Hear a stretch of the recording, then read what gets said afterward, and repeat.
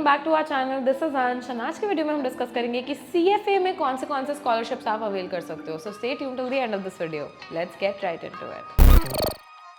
तो CFA की fee थोड़ी ज्यादा होती है। It's a little expensive course to pursue, ये तो आपको पता ही होगा। कितनी फी होती है, कितना कॉस्ट होता है इन डिटेल अगर आपको नहीं पता है तो मैंने CFA के फी स्ट्रक्चर पे एक अलग वीडियो बना रखी है यूट्यूब पे, you can go and check that out. But अगर मैं आपको ब्रीफ में बता दूं तो अगर आप हर लेवल पे अर्ली बर्ड एक्सेस में कर लेते हो अपना रजिस्ट्रेशन तो अराउंड 3 लाख रुपए लग जाते हैं। एंड अगर आपने हर लेवल पे स्टैंडर्ड में करना रजिस्ट्रेशन तो अराउंड 4 लाख रुपए लग जाते हैं। तो 3-4 लाख रुपए उसके ऊपर आप ट्रेनिंग फीस भी पे करोगे, तो थोड़ा सा एक्सपेंसिव तो होता है ये कोर्स। तो अगर आपको भी थोड़ा कॉस्ट सेव करना on the CFA exam, there are a few scholarships available to certain category of people and अगर आप भी उस कैटेगरी में फिट होते हो then you can also apply for that scholarship and you can save a little bit on the CFA exams. So let's see कि कौन सी scholarships होती हैं for CFA students. On a broad horizon, if I tell you, there are 3 types of scholarship that you have to look out for: the access scholarship, the student scholarship, and the professor scholarship. अब इनको एक एक को detail में discuss कर लेते हैं। सबसे पहले स्कॉलरशिप के बारे में जो हम बात करेंगे that is the access scholarship.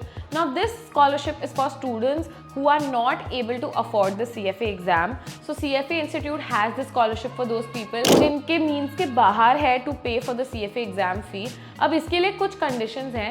A, you need to not be registered for the exam at the moment. मतलब अगर आपने कोई भी एग्जाम के लिए रजिस्टर कर दिया है या एग्जाम दे चुके हो, रिजल्ट्स के लिए वेट कर रहे हो और बोल रहे हो अभी मैं दोबारा रजिस्टर करना चाहता हूँ, इन लोगों के लिए ये स्कॉलरशिप अवेलेबल नहीं है। अगर अभी तक आपने रजिस्टर नहीं किया है CFA एग्जाम्स के लिए तो ही आप ये स्कॉलरशिप का बेनिफिट ले सकते हो। अब ये एक्सेस स्कॉलरशिप में क्या क्या कवर हो जाता है, एक तो आपकी जो एनरोलमेंट फी होती है, one time enrolment fee which is $350, that is covered in this. 2025 में तो अगर आप अप्लाई कर रहे हो तो ये फी कवर हो जाएगी। 2026 से जो एनरोलमेंट फी है वो वेव ऑफ हो रही है, सो देन ऑब्वियसली जो फी एग्जिस्ट ही नहीं करती है वो स्कॉलरशिप में कवर क्या होगी।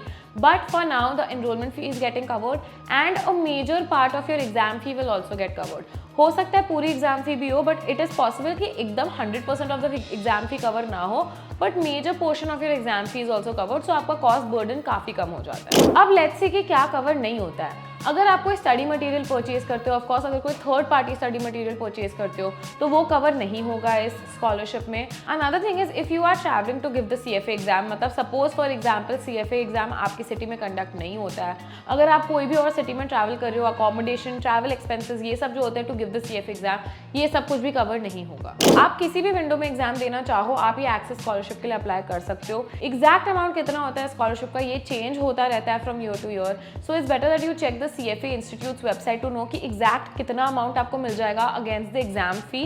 लेकिन registration fee completely waive off हो जाती है, एग्जाम फी का भी कुछ परसेंटेज होता है जो वेव ऑफ हो जाता है। How do you apply for this access scholarship? Remember कि हर एक्सेस स्कॉलरशिप के लिए एक विंडो होता है फॉर एप्लीकेशन, उस विंडो में आपको अप्लाई करना है। Remember this scholarship is only for students जो अभी तक CFA एग्जाम के लिए रजिस्टर्ड नहीं है। सो रजिस्टर करने से जस्ट पहले आप देखिए कि आपकी कौन सी एप्लीकेशन विंडो पड़ रही है, उस एप्लीकेशन विंडो में आप जाके अप्लाई करिए। अप्लाई करते टाइम आपको एक फॉर्म भरना होगा, एक SOP देना पड़ेगा, स्टेटमेंट ऑफ पर्पस कि why are you applying for this scholarship, why do you need this scholarship, what are the financial challenges that you have and also why do you want to do CFA, क्यों CFA institute को consider करना चाहिए आपको scholarship देना, ये सारी चीजें आपको उस SOP में मेंशन करनी पड़ेंगी। Along with that you will also have to provide adequate documentation to show that you are not able to afford the exam. आपको अपने फाइनेंशियल स्टेटमेंट्स वगैरह सब प्रोवाइड करने पड़ेंगे CFA इंस्टीट्यूट को, so that they know that your case is genuine. अब ये सब करने के बाद once the application deadline has passed, within 4 to 6 weeks you will get a response from the CFA Institute notifying you whether or not your application has been accepted. So अगर आपको scholarship मिली है या नहीं मिली है आपको CFA Institute मेल करके बता देगा within 4 to 6 weeks. Post that you can register for your CFA exam because you will know whether or not you have the scholarship. So अगर स्कॉलरशिप मिल गई है तो वो कूपन कोड यूज करके आप अपनी रजिस्ट्रेशन फी कम करवा सकते हो, लेकिन अगर आपने ऑलरेडी रजिस्टर कर दिया है ये स्कॉलरशिप आपके लिए एप्लीकेबल नहीं होगी। The second type of scholarship that we will talk about is the student scholarship.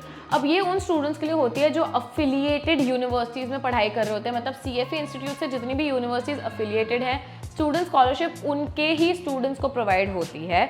इसमें भी ये कंडीशन होती है you should not be registered for any CFA exam.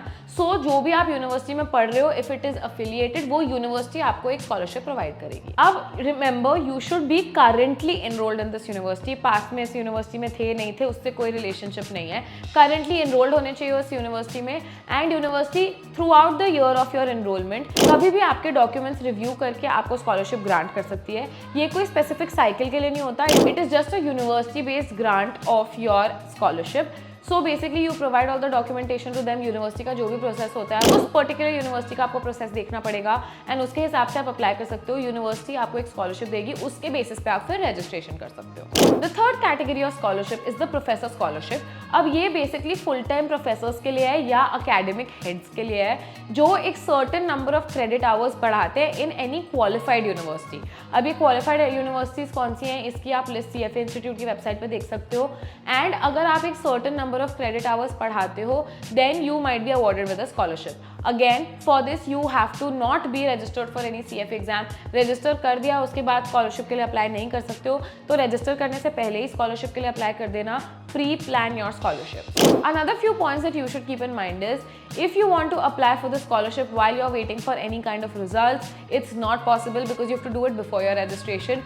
Another thing that you should keep in mind is if you want to apply for multiple scholarships, say you are a student at an affiliated university and you're also having some financial problems, आप दो scholarships के लिए साथ में भी apply कर सकते हो, उस पर कोई रिस्ट्रिक्शन नहीं है। So I hope scholarships के बारे में सब क्लियर हो गया होगा आपको। अगर आपको CFA के बारे में और कुछ भी जानकारी चाहिए you can leave a comment down below, या फिर स्क्रीन पे एक नंबर फ्लैश कर रहा होगा, उस पर आप व्हाट्सएप भी कर सकते हो, हमें कॉल भी कर सकते हो। वीडियो पसंद आया हो तो वीडियो को लाइक जरूर कर देना, हमारे चैनल को सब्सक्राइब भी कर देना। And if you think this video is helpful to anybody else please do also share it with them. I see you in the next one.